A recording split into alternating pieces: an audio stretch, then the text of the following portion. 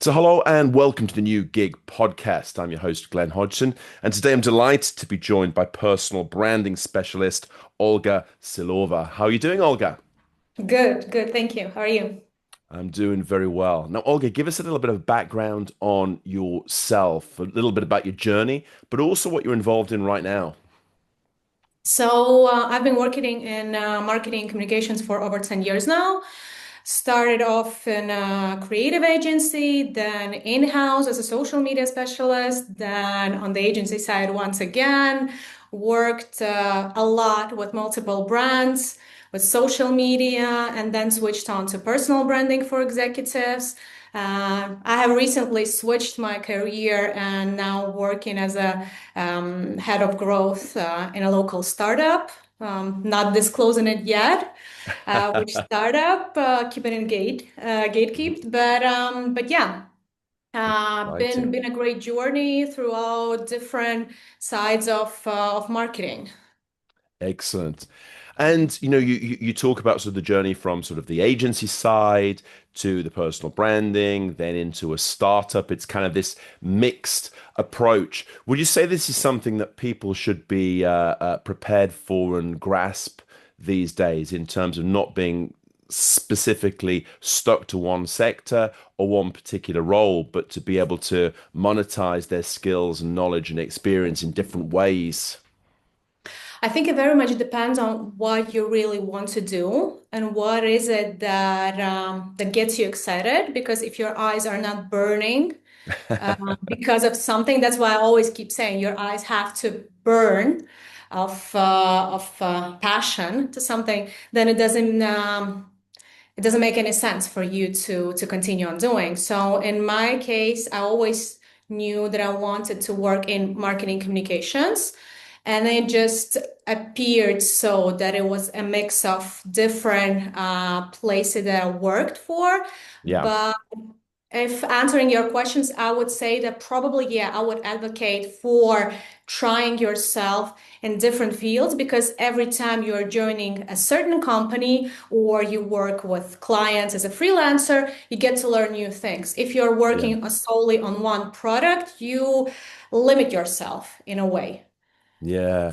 And I think this is one of the things that people tend to sort of forget is the fact that by doing more projects, you learn, you interact with different people, you get new skills, and those are value that you can bring to other partners, other companies and organizations.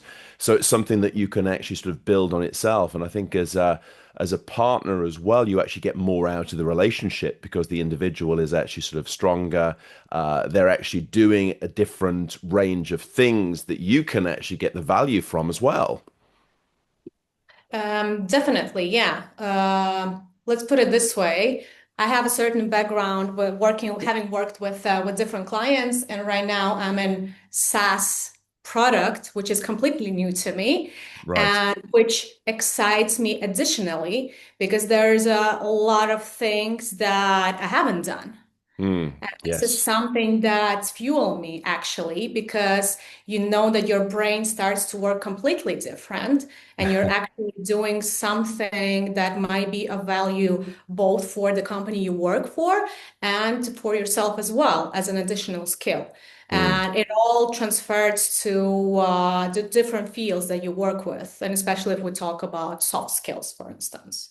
Yeah, absolutely. And how about the sort of the phenomenon which is becoming more common that people have kind of like a main income or a couple of revenue streams, but they also have their passion projects on the side as well. I mean, is this something that people in your experience are doing more and more? That's what I tend to see, yes. If I talk like friends and family, then it's either working in-house or freelancing, so that's a bit Yeah, different. But from my LinkedIn network, for instance, I see that people have lots of hobbies that are becoming their source of income, which is yeah, great. I think. And another thing that's great that the companies that they work for on a daily basis are supporting that. They're yeah. not gatekeeping their employees because I think that's not really a correct way of doing so because you have to appreciate the people that are working for you and all of the things that they're doing on the side and get to Mm. see that it's not really harmful for your company, for instance, but it's actually beneficial. It could be beneficial. Exactly. And I think this is the kind of the mindset piece that needs to happen. And dare I say it, well, in my experience, I've seen sort of the startups and SMEs are better at engaging individuals and allowing people to have side gigs, if you want to call it that. Whereas some of the sort of larger organizations, certainly the public sector, are a little bit reticent to allow people to indulge their passions in various things. But the result seems to be that they lose the best people because at the end of the day, individuals want to be able to do what they want to do, and they won't. I think no longer will they sort of accept being told what to do and pushed into a kind of 9 to 5, 5 days a week framework where they're selling hours to just one employer, as opposed to being able to work on their different skills, their different passions, but also deliver in different areas. Exactly. I think there goes this whole discussion about work-life balance that could be a bit controversial, and I've seen lots of different Yes. opinions on it. And I think that that could be definitely an endless discussion. But I personally think that if you are hiring someone, whether in-house or as a professional, you trust expertise of Yeah. this person. And this means that you put your trust completely. Of course, there are some downsides to it. Sometimes you have to build that trust and so on and so forth. But in this case, I think it doesn't matter where this person works from, which kind of hours this person has, Mm. unless it interferes with the rest of the team, for instance, right? Yeah. But either way, if things are getting done and getting done in great quality, then it all doesn't matter. It Yeah. doesn't matter if this person wants to do gardening in the morning or go to gym, do yoga, whatever. Yes. If by the end of the day everything is done. And Yeah. this is something that I was living by when I had to hire people. I don't care if you start at 10, as long as everything's done. Yeah. Yeah, it's the results that count. And I think that's sort of that mentality and the structure of a lot of organizations is shifting more to a task completion and value model as opposed to just, we'll give you a title and you need to be in this one place 5 days a week at set hours, which probably doesn't keep anyone happy, and the productivity and the potential actually goes down on the back of that. So I think that this is strong to be able to encourage people, give them the freedom and flexibility to be able to deliver, and trust them as serious adults to be able to do a good job. Exactly. Fun story, actually. I'm mentoring one young professional right now, Yeah, and she's thinking of changing her job. And in her current job, she has tasks for like a couple of hours, yeah. and then she just needs to sit out the rest of the day. She cannot go do anything else, her life projects, whatever, because she just has to sit there, Oh which goodness.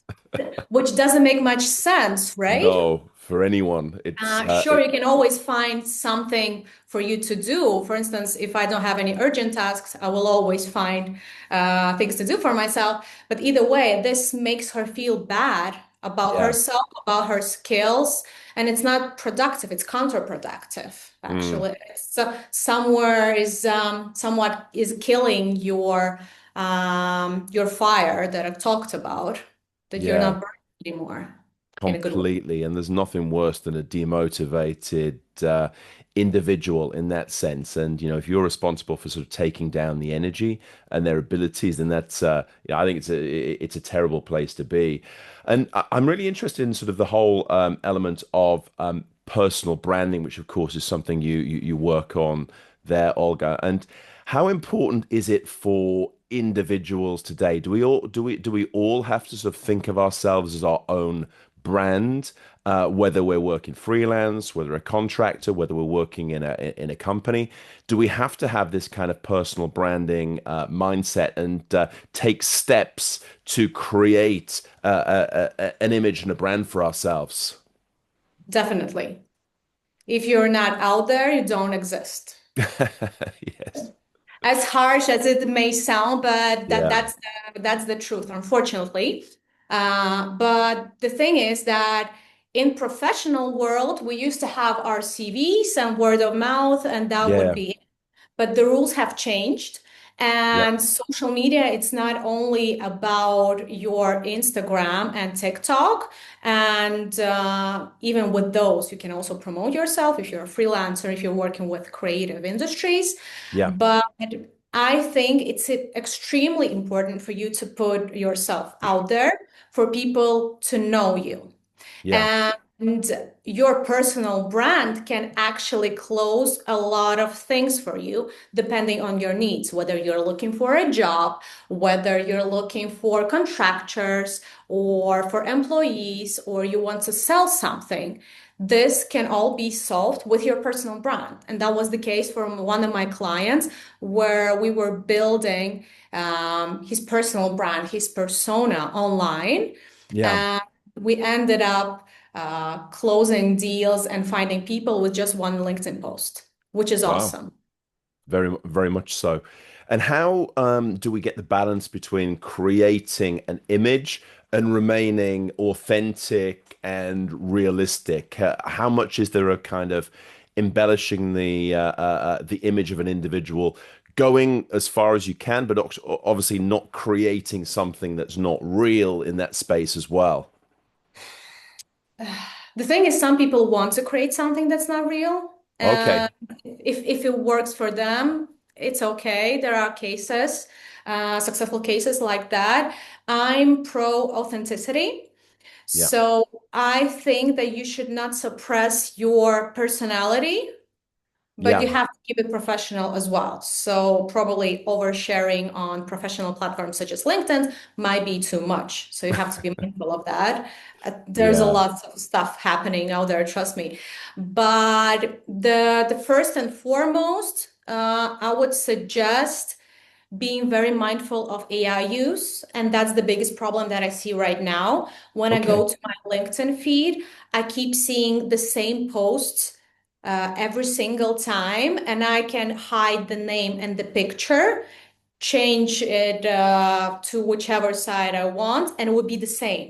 So I Really? Okay. cannot figure out who's written that because there is no essence to it, there's no personality. And you Yeah. have to have that personality. If you're clumsy with text, that's fine. That would be your style to do so. If Mm, you are writing with mistakes, so be it. English, for instance, might not be your native language, and it's totally completely. fine. Yeah. Yeah. But you have to find that cherry on top Mm, that's gonna make you different. yeah. Maybe you want to post your selfies every day. That's fine. Or your, I don't know, coffee breaks with colleagues. That's also fine. Yeah, no, I do that resonates with me in terms of the kind of the AI slickness, which in one sense I think if used properly it could actually sort of tighten up language or particularly on X to make it fit the characters but get the point across.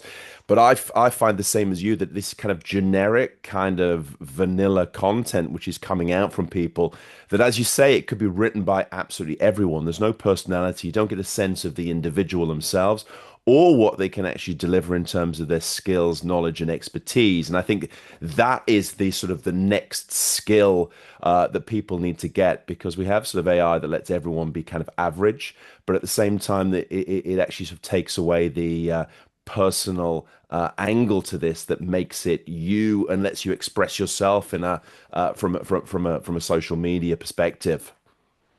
Exactly. That's what I'm preaching, that your personal brand cannot exist without you because there is you and your personal brand is your personal thing. And Yeah. you cannot automate every single thing, and you cannot hire a professional that will do it completely for you. You will still have to put a lot of effort into it and a lot of your time because Yeah. nobody can get into your head and think the things that you are thinking. That's No. impossible, at least for now. I'm not sure. Maybe we will soon get to the Black Mirror Oh, type of goodness. living. I hope Yes. not. But yes, that's the case. And sure, there are people that are writing AI generated posts that are all the same and it works for them. But I think it's the AI slop that's getting just too much and building up too much on us. And the way how you can actually different is just be yourself and write your own things, whether it's two paragraphs or two sentences. That's how you're Mm. gonna be more recognizable. I think so too. And I think, but also one of the problems at the moment is with the algorithms that basically looking for certain things. So it's kind of the AI is pushing everyone in a certain way, and then creating sort of very similar content. And that's kind of feeding the algorithm as well, which is kind of desiring certain keywords and certain formats, which is making everything seem very generic and a little bit dull in certain cases as well, can we say, Olga?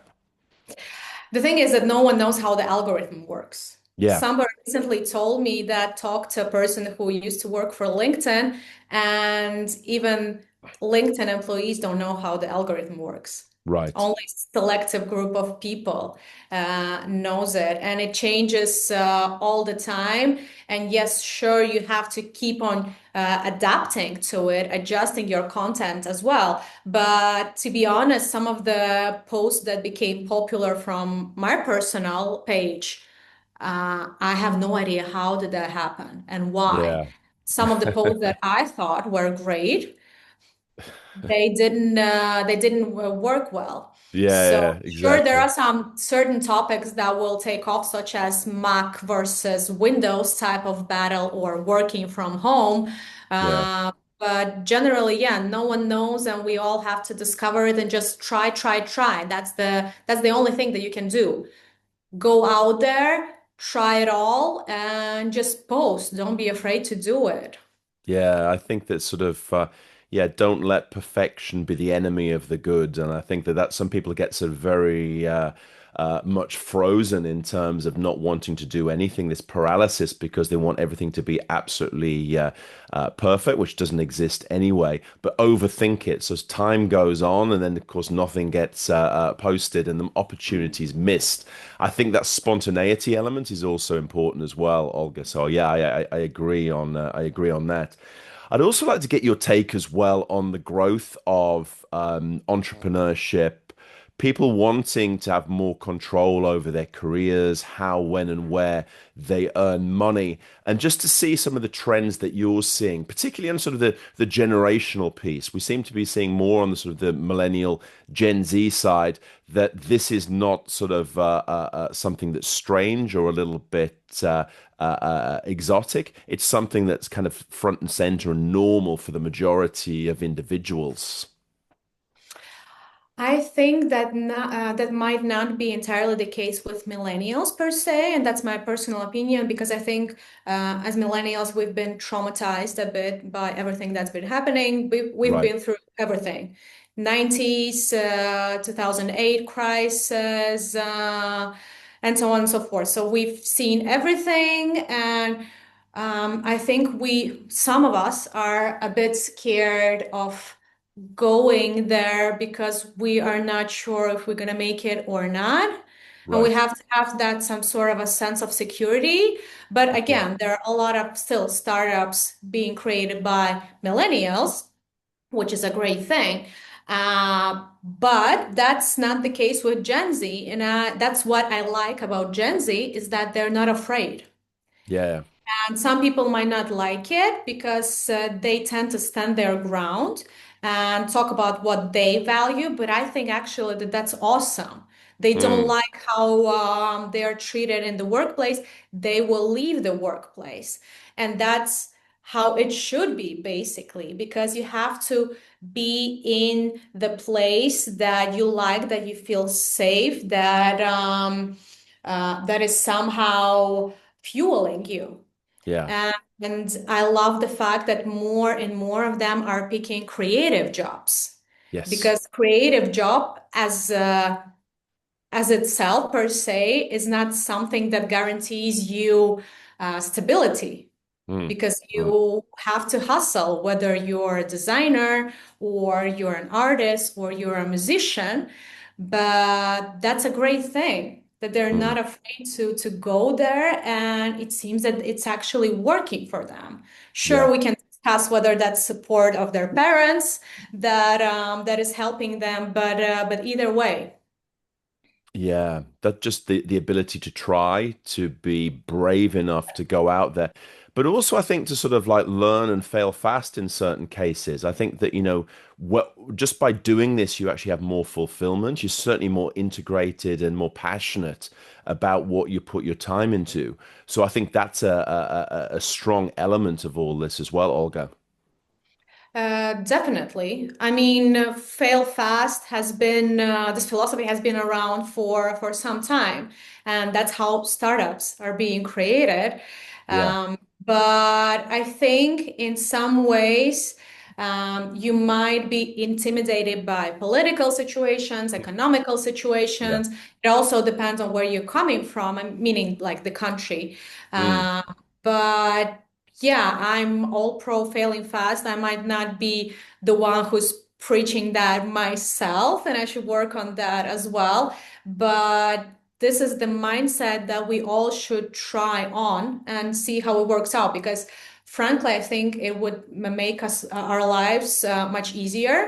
You try things, they don't work, go further, and eventually you yeah. will find something that does work for you. Yeah, and I think that the element of pivoting as well. So you're not sort of doing something completely different and sort of ripping up the script, but you're making those adjustments as you move along, which I think is sensible. As reality changes, as you learn more, as you test more, of course you're going to be able to adapt along the way. It's not some you come out with a blank piece of paper, you've got your plan, and then you stick with it week in, week out, month in, month out. It's something that has to evolve over time to be to be sensible. Plans don't work. I had a plan in my head for myself when I was moving away to study Yeah. in Sweden, and I was planning that I will go do my master's in Sweden, live in Stockholm, and I had the whole thing planned. And then something went wrong with the plan, Okay. and I was disappointed at a time, tiny bit depressed, especially when you're in early 20s. You're not Yeah. Yeah. sure how it's all going to work out, but it did. So, if anyone's from young professionals listening to it, be mindful of the plans. I don't want to say that don't plan anything at all, but sticking strictly to plans doesn't really work out, because life is life. It is So you have to indeed. just have your aim, goal, Yes. then do all of the things that you should be doing, and that's pretty much it. It really is. Everyone's got a plan till they get hit in the face, as Mike Tyson used to say, and I think that's very true. Life happens, and we've got to adapt.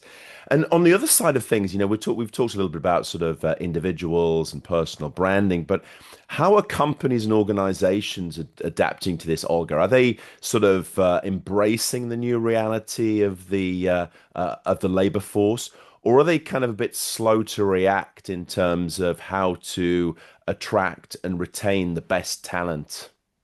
That's actually a good question, because if we look at it from the personal branding perspective, for instance, before that, we used to see that a lot of companies are advertising themselves, whether to sell something or as a part of their recruitment brand.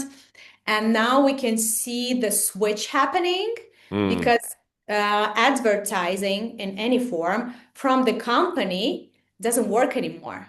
yeah. And companies are switching to ambassadors, and they are giving their employees the platform to share their voices and they support them, which I think is great. Mm. And that was the case, for instance, with Bolt. They decided to create this advocacy program, and they Yeah. didn't push anyone into it. That's the very important thing. They just let their employees slide with it, gave them the freedom of voice, the platform for it, and the results were amazing. Yeah. Their earned media value was, wow, it was like 200,000 euros or something. Don't want to be lying here, need to look it up. But yeah, companies are cracking that up.